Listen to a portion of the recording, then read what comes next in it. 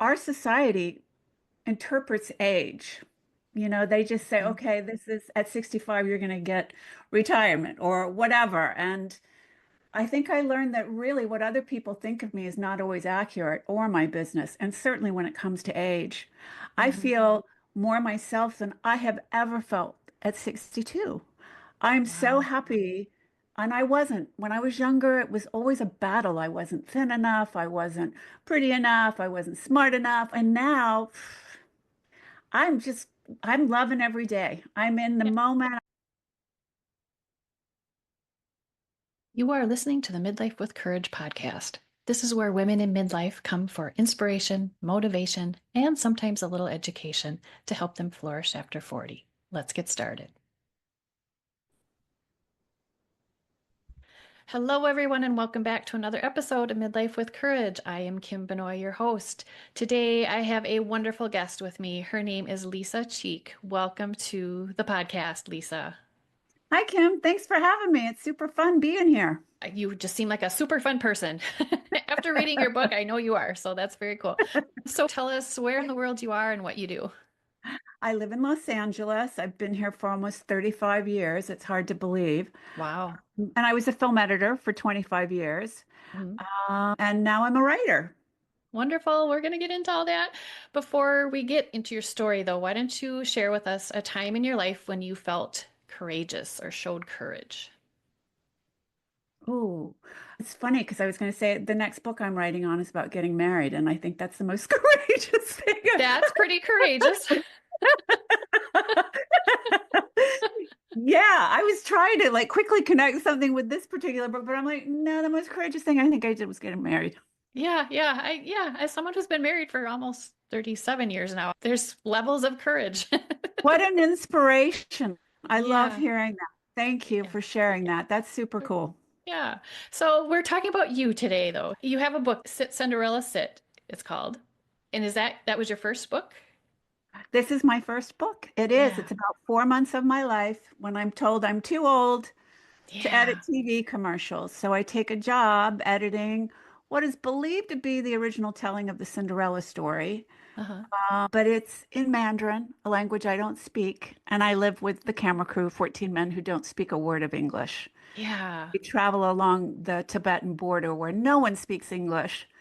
And then I rescue two dogs while I I'm there. know. I love it. You have all the things that I'm so excited about. So let's go back a little ways. Let's talk about your career as an editor. How did you get into that? Why did you want to get into that? It's funny, I didn't go into knowing what I wanted to do. I had no idea, but I knew I wanted to be in entertainment, and I was living in the South at the time. And there are not many jobs, or at least back then there weren't many jobs to get into entertainment. And so I wound up running camera for news for a while, and I hated that. And then I got offered a job. There was a new TV station that was signing on. And I went over and because I was always interested in the two guys, there were only two editors that worked at that TV station. And I was always interested in their job. And I kept saying, I think I can do that. That looks really fun. Mhm. And they kept saying, no, no, no, no, no, you don't want to do this. And so when the new TV station was getting ready to start up, I just marched over there and I said, I'd really like to edit. And he said, do you know how? And I said, no. And he said, fine, we'll teach you. Oh, So I nice. wound up watching 3 movies a day. Ah. And I would go and take out the swear words and the nudity and put in the commercial breaks.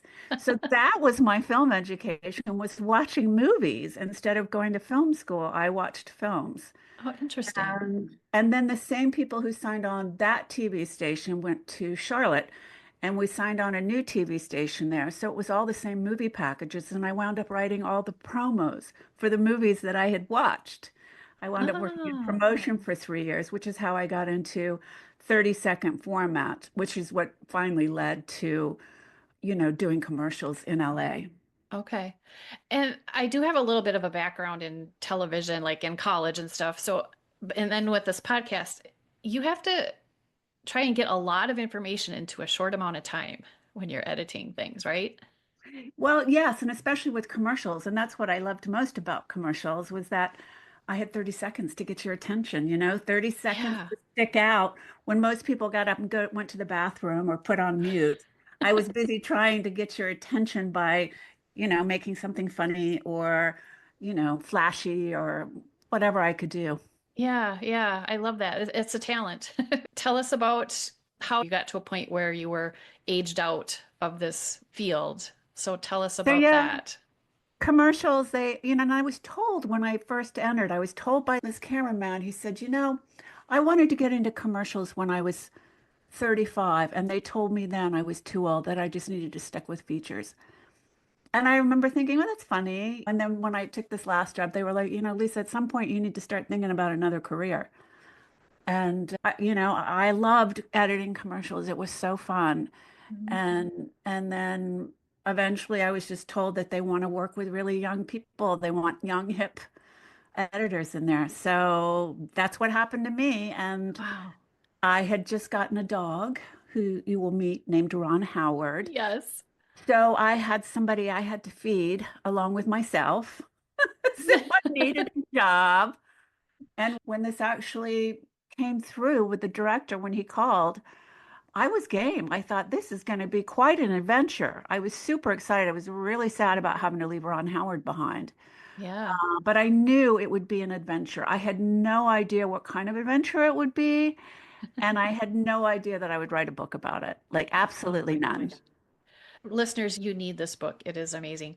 Can we just go back for just 1 second and talk about the aging out thing? Because that floors me. I mean, I get it. Like, we want younger, we want, supposedly hipper, whatever. But people our age have so much more experience and wisdom, and we can impart that to other people. I think they missed the boat there. I'm just Well, saying.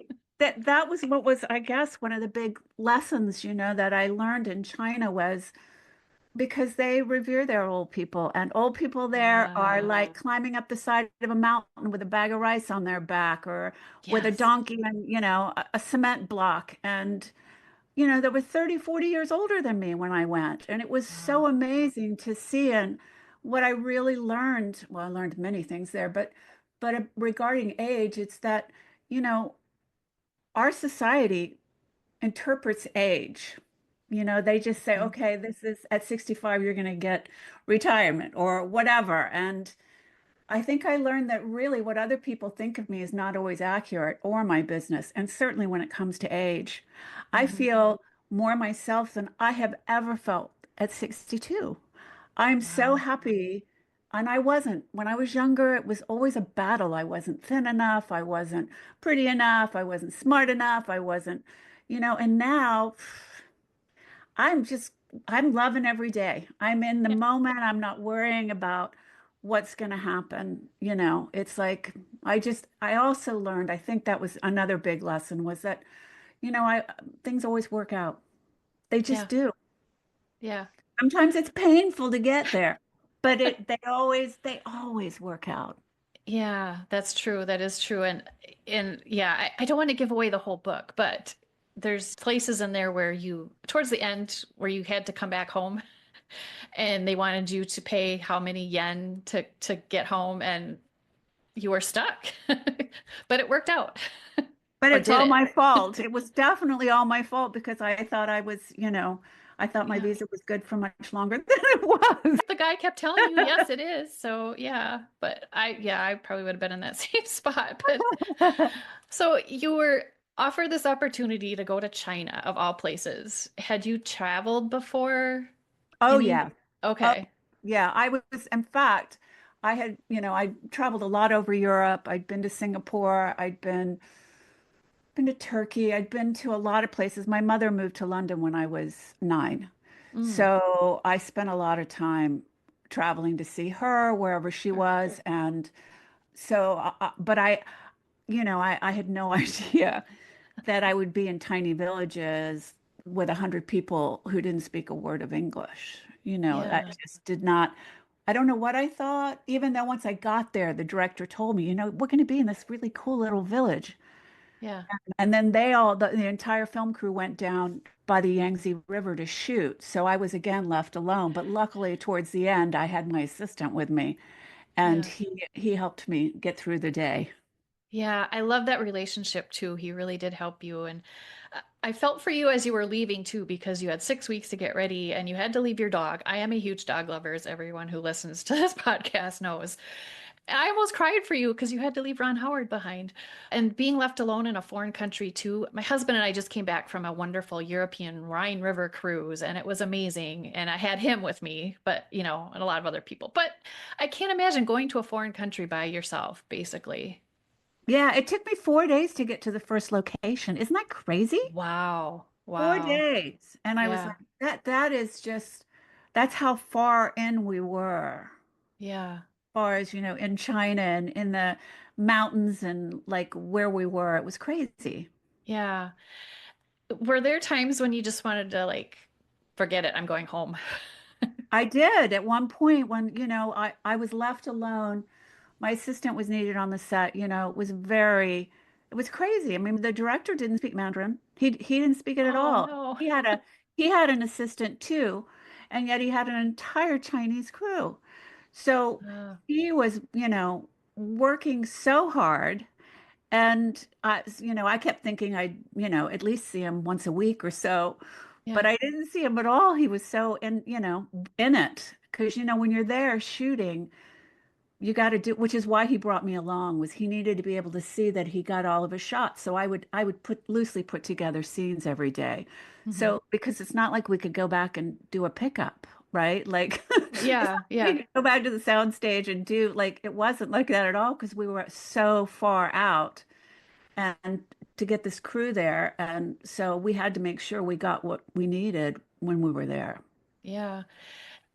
It was interesting to me too, as someone who edits my podcast, you were editing a film in a language you didn't speak or understand. How in the world did you do that? Well, so that's what happened. And I'm sorry I didn't finish answering your other question regarding like the first week I was left alone. My assistant wound up going to the set every day. And so they wound up shooting the heaviest dialogue scene in the entire movie. And I Oh, was left on my own. I had no idea what anyone was saying and if they were saying it correctly. And that's when I really thought, oh my God, I was jet lagged. I thought, what did I get myself into? hmm. This is crazy to think I can edit something in Mandarin, a 90-minute film in Mandarin. I just like, this is crazy. And I cried and I was like, I don't know. I don't know if I'm going to make it, but I did. You did. I hung in there and I, expressed that I needed my assistant back just for an hour or two every day to help me understand what this scene was Yeah. and were they saying what I needed them to say. Yeah. And then, once we got into the swing of things, it was definitely an experience, an adventure. Yeah, for sure, adventure. Let's talk about how you found Cinderella and who is Cinderella? Not So not the movie Cinderella. So Cinderella, we were leaving our first location, and during my drama of realizing that I, didn't speak Mandarin, I had to cut the scene, and there was no one around. I ran Oh, outside, and I wanted to go for a walk, and I saw this little dog tied to a fence. This woman had a little cart, and she was out there selling her wares, and she had this little dog tied to a fence, and so I ran over and I thought, the one thing I do is speak dog. I love my dog. I miss Ron Howard, and I can go over there and hang out with the dog.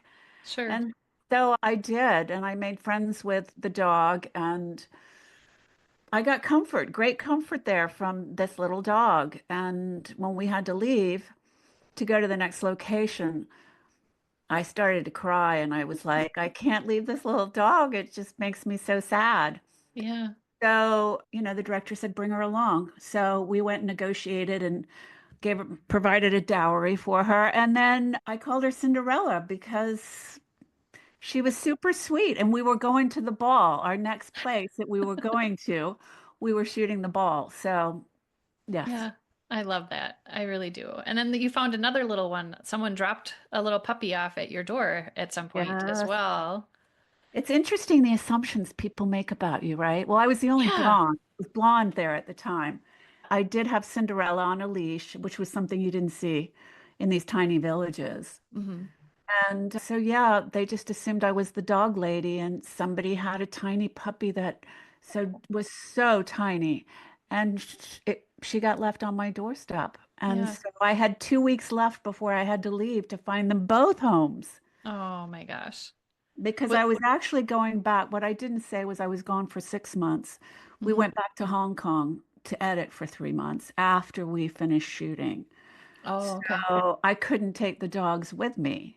Oh, okay. Because I was going to ask, was there any thought of bringing them with you? But yeah, you Of couldn't. course, I would have Yeah. loved to have, but I knew I was spending 3 months in Hong Kong and it Yeah. just, I couldn't do it. It was too Yeah. complicated, and it was complicated enough for people to get the dogs around China. Yeah, I bet. I Mhm. bet. Oh my gosh. Yeah. So, like I said, I don't want to give away the whole book or anything, but it's an amazing story. What made you decide that you should write a book about it? I lost my father in 2018, and I had a girlfriend, actually my hairdresser, and she said that she knew this woman who was a Chandler and that she'd had really a great experience talking to people. Oh, My interesting. father, I know, right? So I said, I think I want to go talk to my dad. I want to find out if he's like wants to talk to me. So I went to see this Chandler, and my father read a book a day. And so she tells me that my dad said heaven had the best library. I was like, Oh my gosh. I think this is my dad. This sounds like it could totally be him because we used to go to the library together, right? Yeah. So while I was there, she said, you've been on this adventure.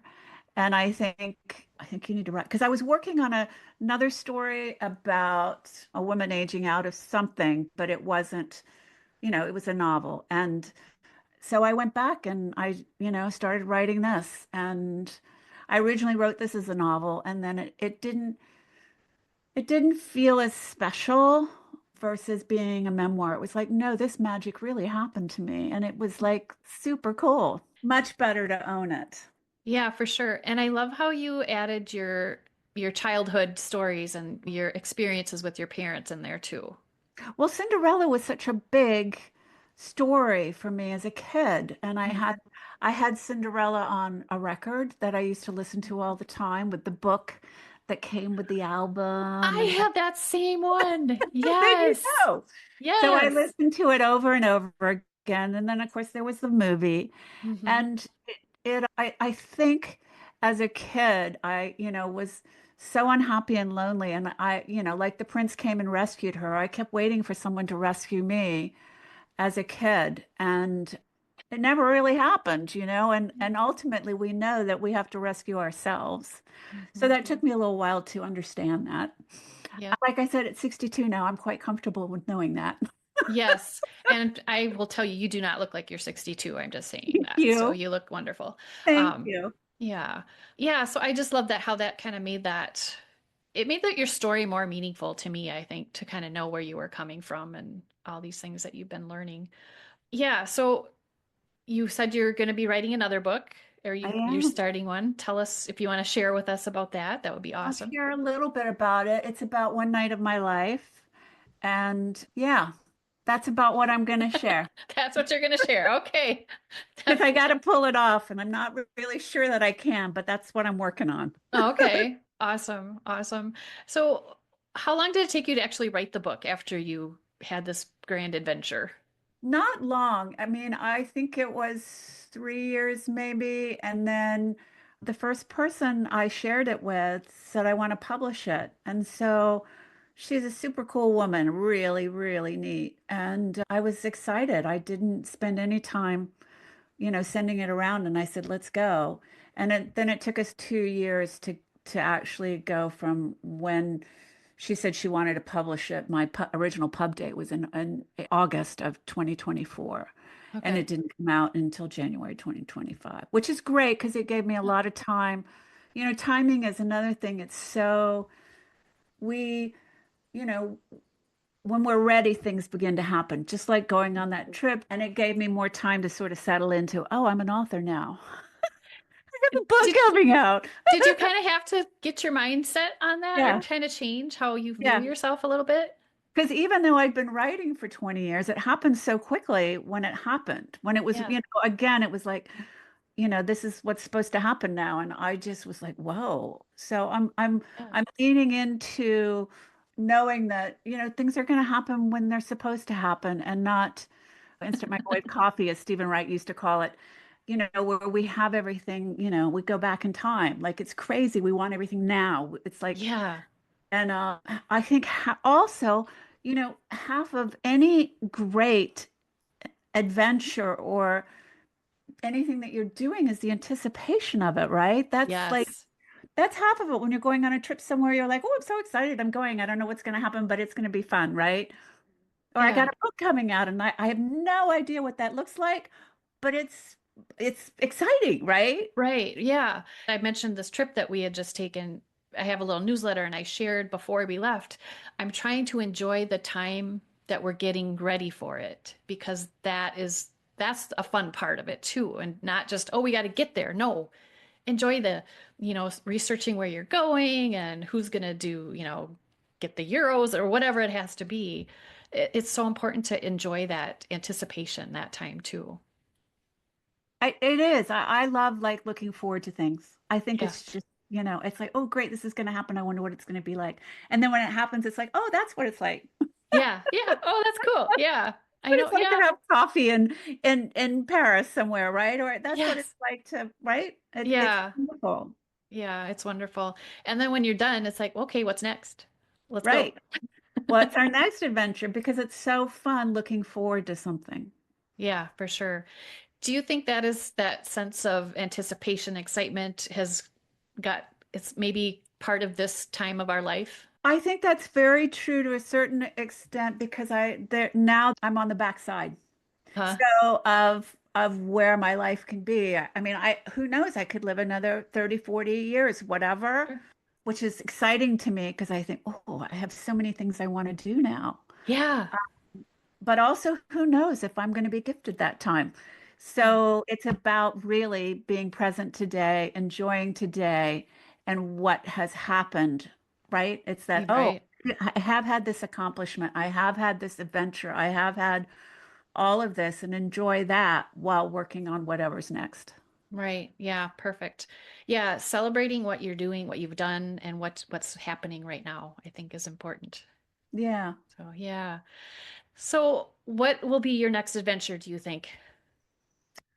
Wow. Or what would you like to have be your next adventure? Well, I will say just having a book out is like it's such a great adventure because every day I meet people, people talk to me about what resonated with them. And Mhm. that is a connection on a level I've never had before with people. And Mhm. like you said, to even talk about my childhood, it's not like something I would talk about to people. And Right. so the fact that I got to share that and that it resonated with you somehow, or you felt like it helped tell the story, it's just a connection in a way I've never experienced before with another human being. Mhm. And I am really finding that to be a great adventure. Yeah. I was going to say that's an adventure itself. It is just because I wake up today, I had no idea what we were going to talk about or, Yeah. how this conversation was going to go but I was looking forward to it because I Yeah. figured I'd really, this is great. I get to connect with you. Yeah. Same here. Why don't you tell us where we can find the book? Well, my book is available at your favorite bookstore. It's through Simon and Schuster distribution, so you can order it. It's on Amazon, it's on Barnes and Noble, it's, anywhere your favorite books are. Yeah. I always tell people if they have like a local bookstore they like to go to them and have them order it. They will usually get it for you very I quickly. always So, lead with that because for me, I have a couple of local bookstores here in LA that provide community. Again, there's a mm, connection when you walk into a bookstore that you're never going to get when you order it online. And right. even if I ask for a book, like I went into one of the stores at Barnes and Noble the other day and she said, "May I help you?" And I was like, "Yeah, I think so. I don't think you have my book." And the next thing I knew, she ordered two copies. And it was like, isn't that wonderful? Like I had a Oh my conversation with her gosh. that in the past I would not have said. I would have just been bummed that she didn't carry my book. And when she Uh, said, "Can I help you?" I was like, "Yeah, I'd like to know. Why aren't you carrying my book?" isn't that funny? Because that's something, I'm sure they automatically say it and we automatically just go, no, I'm fine. But you were like, yeah, yeah, you can help me. You can. You And that's the actually thing can. I'm learning. I thought, I'm going to ask, what's it going to hurt? They can just say, "No, I don't want to carry your book." And she was like, this looks fabulous.